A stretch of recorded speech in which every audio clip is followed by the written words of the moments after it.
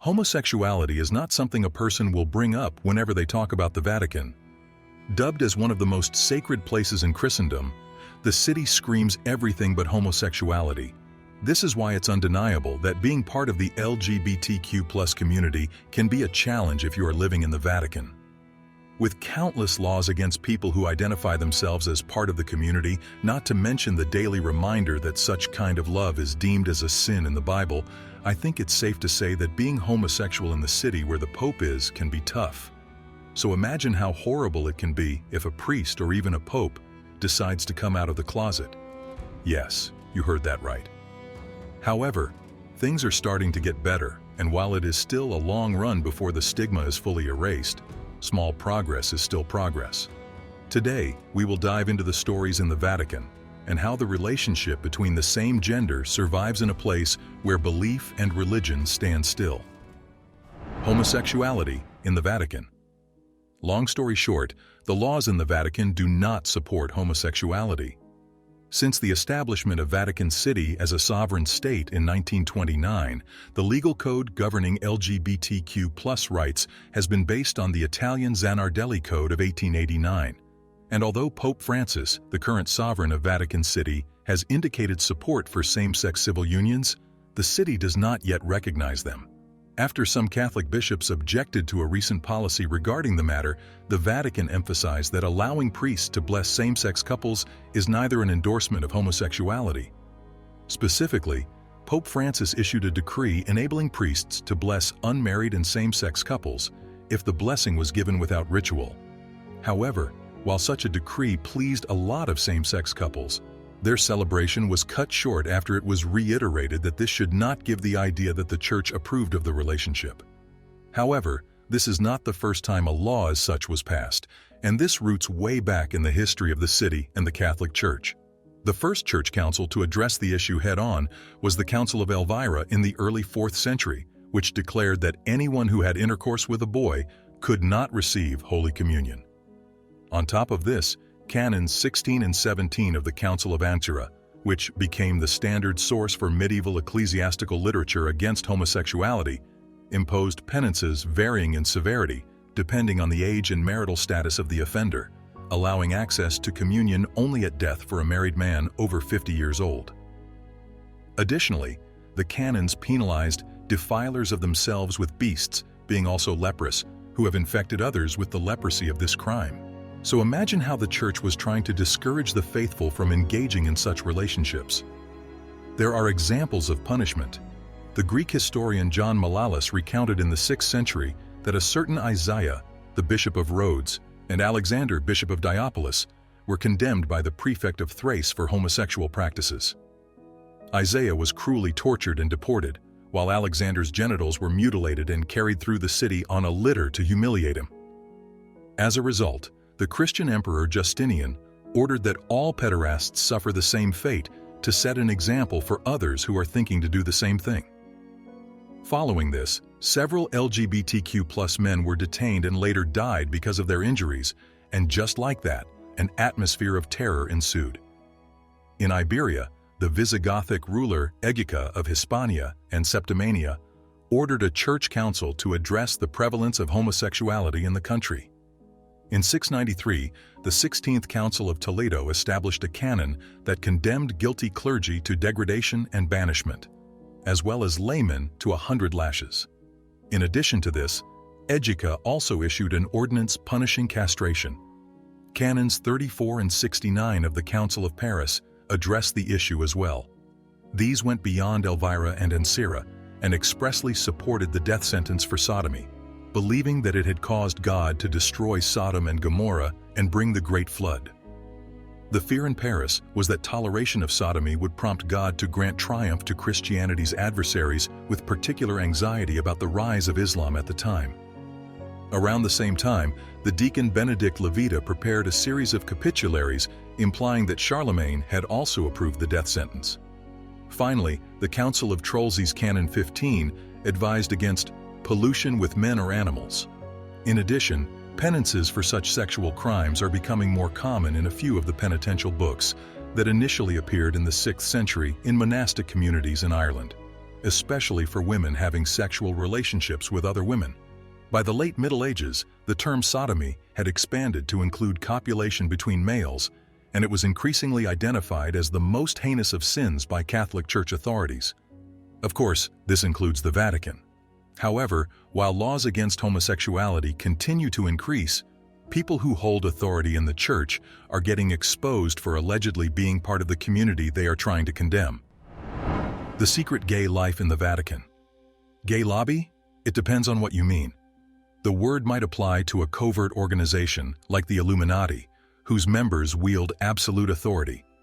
This is the type of thought that lights up conspiracy theorists' tinfoil hats, yet it fails to convey the Vatican's plotting, futile, inefficient operations.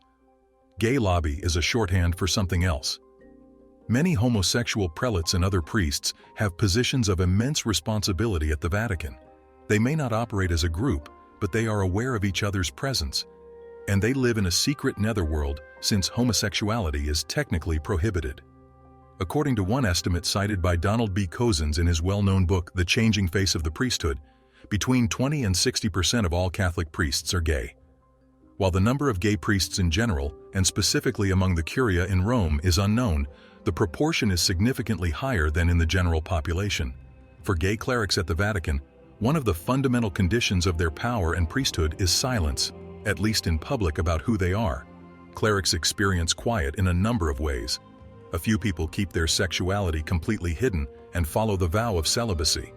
Many others discreetly allow themselves to be known as homosexual to a limited extent. To some coworkers, some laypeople, or both, they may stay celibate or not. A third option, maybe the least popular but certainly the most apparent, is to live a double life. Occasionally such clergy are revealed, generally through reports in the Italian press.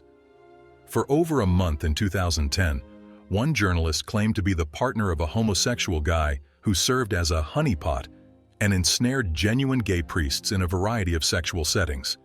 But wait, there's more. There are at least a few homosexual cardinals, including one whose long-term spouse is a prominent Protestant preacher. There is the renowned Monsignor known as Jessica, who likes to visit a pontifical university and hand out his business card to 25-year-old novices. There's the purportedly man who secretly works as a prostitute in Rome and shares photos of the Vatican's darkest passages online. It's hard to determine whether he was given this special access by a friend, family member, or a client. But seeing an infamous man in black leather on a secret Vatican balcony raises an eyebrow. The Vatican is so secretive that it makes Fort Meade appear like a sloppy drunk. However, dozens of interviews with current and former gay priests, gay monks, veteran Vatican journalists, Italian aristocrats, and gay men at Roman gyms, bars, nightclubs, sex clubs, and restaurants indicate that as riveting as the more graphic stories are, they only capture a fraction of the reality of gay clerical life in Rome. Being homosexual at the Vatican is neither a guarantee of success, a symbol of belonging, or a shortcut to erotic intrigue. Essentially, it is an isolated statement. Gays at the Vatican are victims of a brutal bureaucracy whose ideological worldview rejects or diminishes their existence. They reside in a closet with no door. Among recent popes, Benedict made the most concerted effort to sharpen church doctrine on homosexuality, which he once described as a more or less strong tendency ordered toward an intrinsic moral evil. He attempted to remove gays from the clergy, most notably in 2005, when men with known, deep-seated homosexual tendencies were barred from being ordained even if they were celibate. Vatican today. Right now, there is confusion in the Vatican. This is after Pope Francis seemingly supported marriage between same-sex couples. As a result, this announcement made by the Pope garnered mixed reactions from bishops and religious alike. Going into the details, Pope Francis' approval for Catholic priests to bless same-sex couples acknowledges what has been happening in several European parishes for years. However, his choice to openly express his support might convey a message of tolerance to nations where LGBTQ+ rights are severely limited. At least that's what most critics think. From Uganda to the United States, policies discriminating against LGBTQ+ persons or even criminalizing homosexuality have expanded in recent years, leaving communities feeling threatened.